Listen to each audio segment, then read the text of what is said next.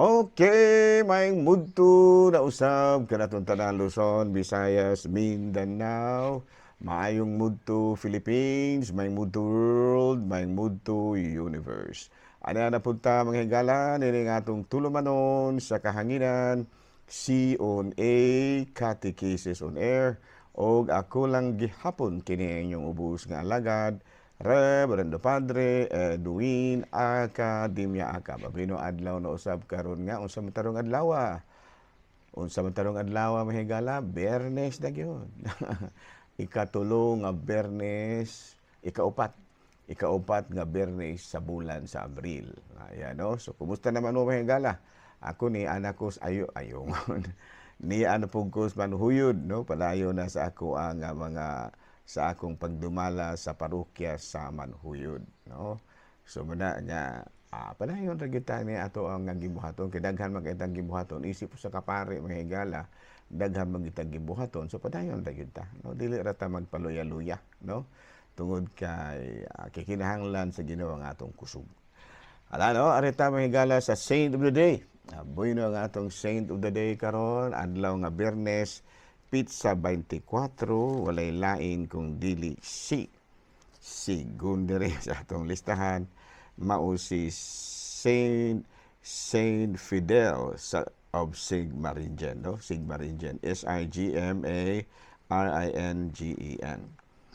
Usa siya ka practicing lawyer, defender of the poor, nya membro siya sa Franciscan Capuchin, nya misyonero, unya sa Switzerland was falsely accused of being a spy for the Austrian Emperor. He was martyred, canonized by Pope Saint Benedict, no? Canonized by Pope Saint Benedict. Ayan, no? Ala, no? May mudto na kanatong tanan manghigala o padayon kita sa ato ang pagpangalagad. Arita manghigala sa ato ang CBCP News.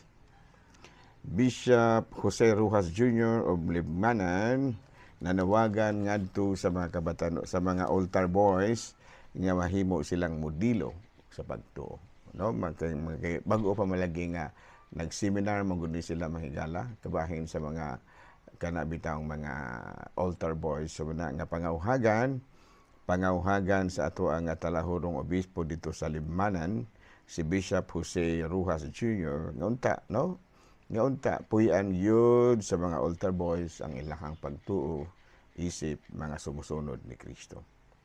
Balita mga gala gikan sa Vatican. Vatican announces plans for 2028 Church Post Synodal Assembly. Vatican announces plans for 2028 Church Post Synodal Assembly.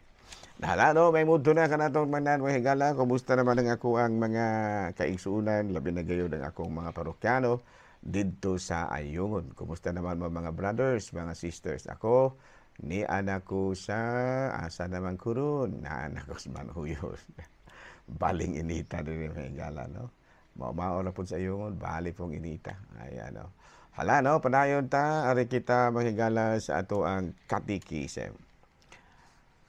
Okay, katikisim tamang higala. Doon na tayo mga pangutana diri nga ato ang tubagon.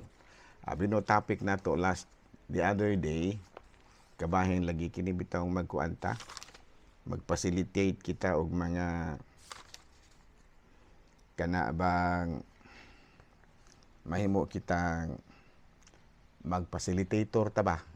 So may pasabot kana bitaw muhatag ta ginagmay pod nga mga kining awareness seminar alang sa kining gitawag na to Biblia no Bible study ingon ana no.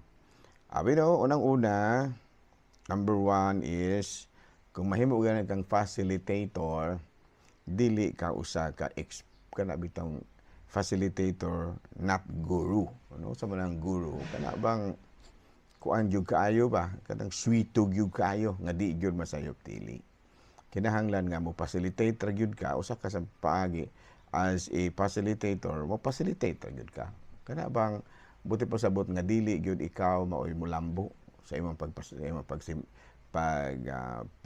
paghatag og seminar mulambo gyud ang mga tawo nga naminaw nimo.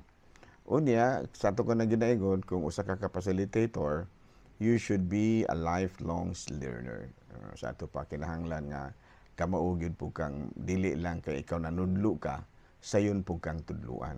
Number 3, sa dili pa ka mo kuan, manudlo, kinahanglan nga, preparado po ka. Ayaw po adto dito nga, nagsakit, nagsalig na po ka sa imuhang gitawag o knowledge ba, kanang stock knowledge. Kinahanglan nga, nagmaampuon gyud po ka o kanang nangandam nga relational nga sa ato pa sa imong pagka-facilitator kinahanglan nga makabaton gyud kag maayong relasyon sa imong audience. Number 3, encouraging nga sa ato pa sa imong pagpanudlo ma-encourage gyud ang tao nga mupuyo gyud sa pagtulunan ni Kristo. Dili ba mahimong inimical or hostile, dili mahimong hostile kana bitang masuko makig-away nga laman hinuon ni kay mo kay mura magmanginsulto ka or whatever. Kung mas maayo gyud nga you should agree in good relationship with the audience.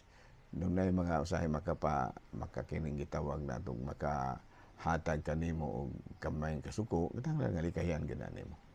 Abi no, di na lang sa takuto ba kasi ako nang ginaingon manghigala medyo lisod jud kay oras ron kay medyo nagdali-dali ta ana pero salamat na sa gihapon kay bisag ingon ni ana ang ato ang kahimtang pero nakahimo gyud gihapon kita pagtuban sa atong mga obligasyon.